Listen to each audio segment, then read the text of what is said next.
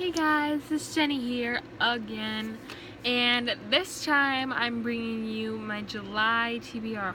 Holy hell, I can't believe it's July already. It's July already. It's July already. I didn't even realize it was July until that sentence just left my mouth. I feel like crying right now because my summer's leaving me. Okay. So all of my past TBRs have been upwards from 7 to 8 books, but given that my last wrap-up was literally only 4 books, I've given myself a very small TBR so that if I read a very small amount of books, I'll feel like really proud of myself if I read more than that, or if I read, if I have a really bad reading month again, then I'll at least have met the quota. So either way, it's kind of a win-win even though I'm still failing in reading. But I joined the summer reading program at my local library, so I can at least get possibly rewarded for reading. But really, I literally only have a 4-book TBR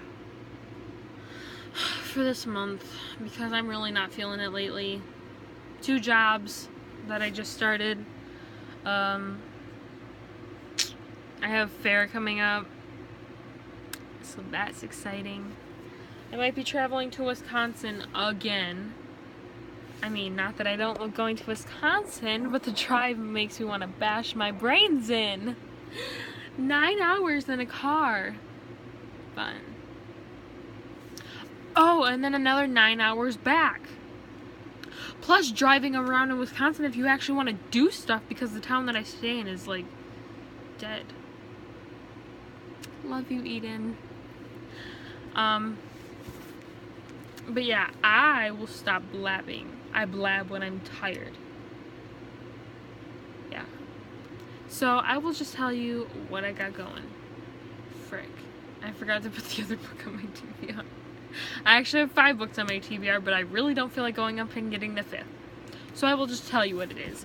So the first book is Scarlet by Marissa Meyer. This is the sequel to Cinder.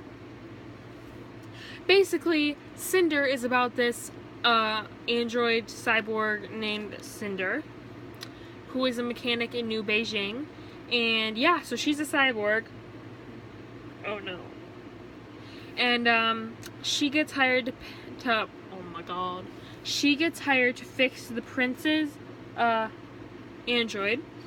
And so then she starts suspecting that there's more to it that meets the eye. But then before she can figure out what it is, her stepsister that she's very close to gets inflicted with the plague that hardly anybody survives from. And so Cinder's mother is very upset. Peony's mother, which is Cinder's stepmother, gets very angry, and she signs Cinder up to get purposely injected with the plague to help find a cure.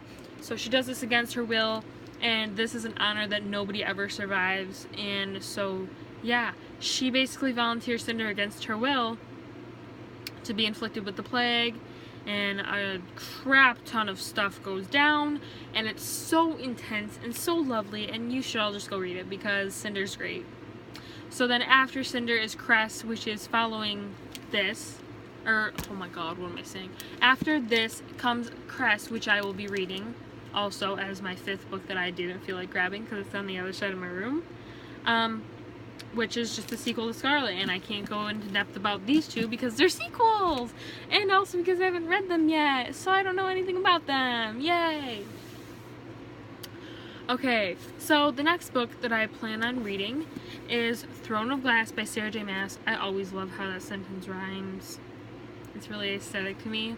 So this is about a assassin named Selena Sardothine, and she's been in these assault mines, I believe, but she gets let out if she joins this competition to be the king's royal assassin, I believe. Yeah, the king's champion. So she's supposed to get provoked, and if she defeats 23 killers, thieves, and warriors in a competition, she will be released from prison to serve as the king's champion.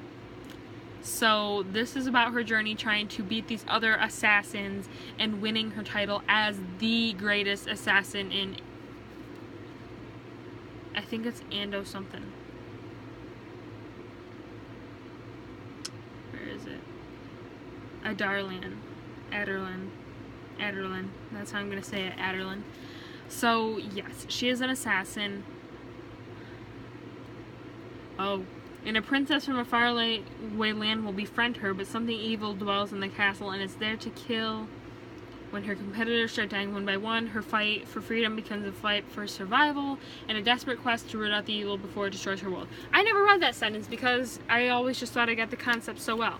But yes, I really want to read this. As you can see, I'm already reading these. I decided to read chapters, but I'm putting them on my July TBR because does it look like I'm going to finish them this month? No.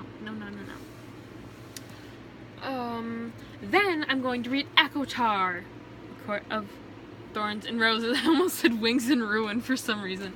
But yes, I'm going to hop on this bandwagon because everybody raves about these books and has these books. So I have the first two. I need to buy the third off of Book Depository or just wait for the paperback format to come out. And yeah, so this is about a huntress named Feyre. She kills a wolf in the woods, and this beast-like creature demands retribution because the wolf that she kills was a fairy. Excuse me.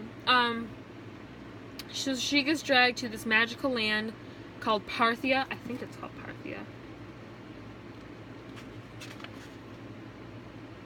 Prithian. Parthia? Is that something from mythology?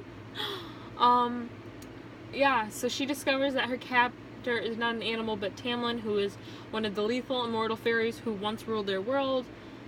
She dwells in his estate, and her feelings for him start to transform from hostility into passion. So she basically starts to fall in love with him, and so this shadow lurking over the fairy world keeps growing, and Tamlin is worried, so Feyre is there to stop it. So yeah, this sounds very intriguing, and it's so good so far. I'm literally at the part where she gets dragged from her home. I'm literally at that part.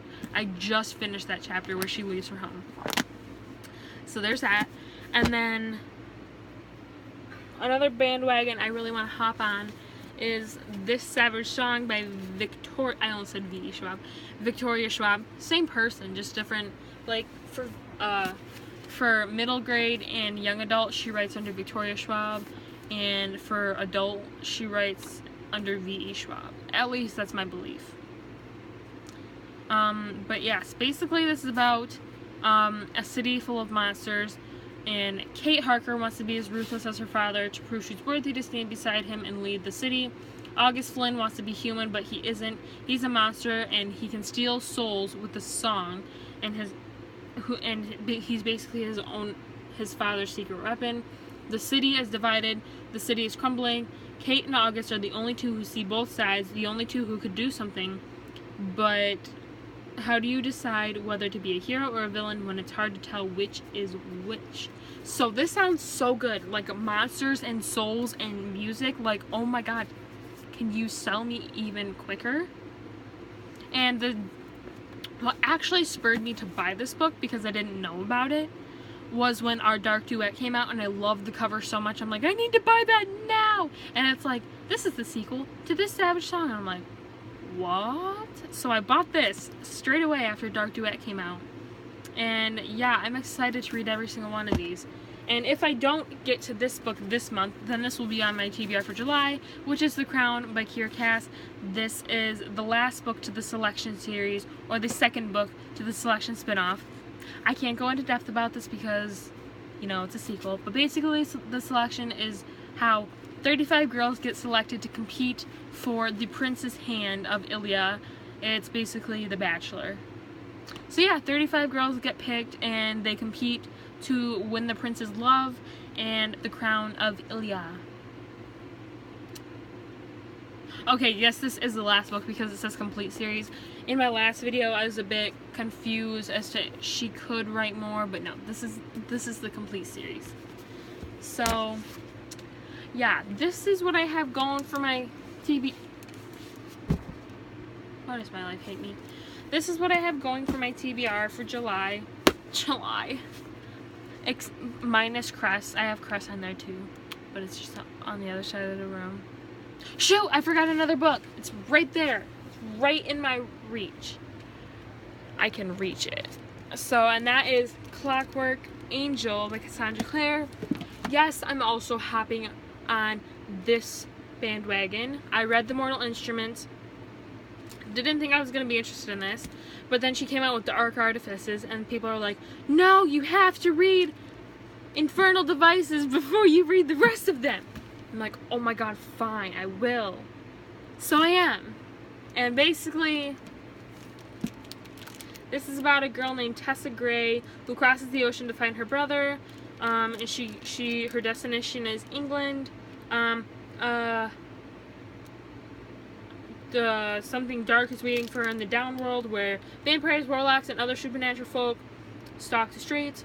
Only shadow hunters, who are demon hunters, keep order amidst chaos. She gets kidnapped by the mysterious Dark Sisters, and they are members of the organization called the Pandemonium Club. Tessa learns that she is a downworlder with a rare ability, which is the power to transform at will into another person, and the Magister, the shadowy figure who runs the club, wants her power for his own, like really, really desperately.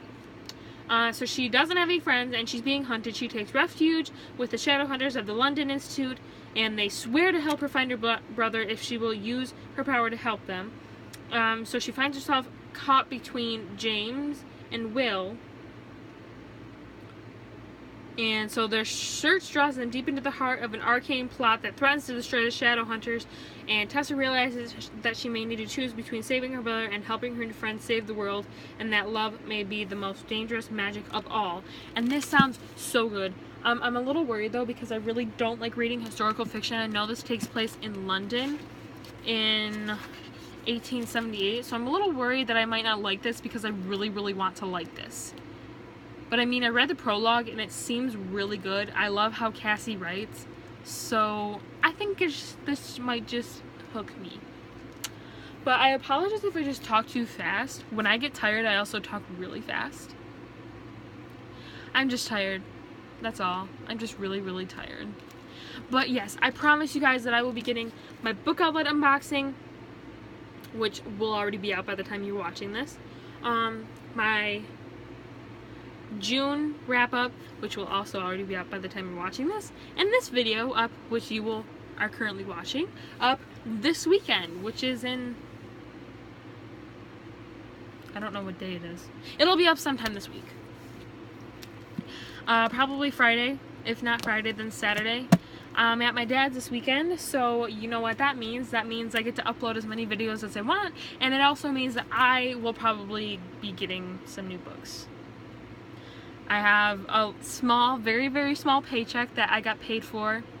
I got paid for orientation. I went to job orientation and I got paid for that. Score. So yes, I got money from that. That can buy at least 2 books, plus I have $10 in my wallet. So that's like 4 books if I buy paperback, you know? So I'm gonna end up with books this weekend. Just thought I'd let you guys know. And yeah, so I'll be at my dad's.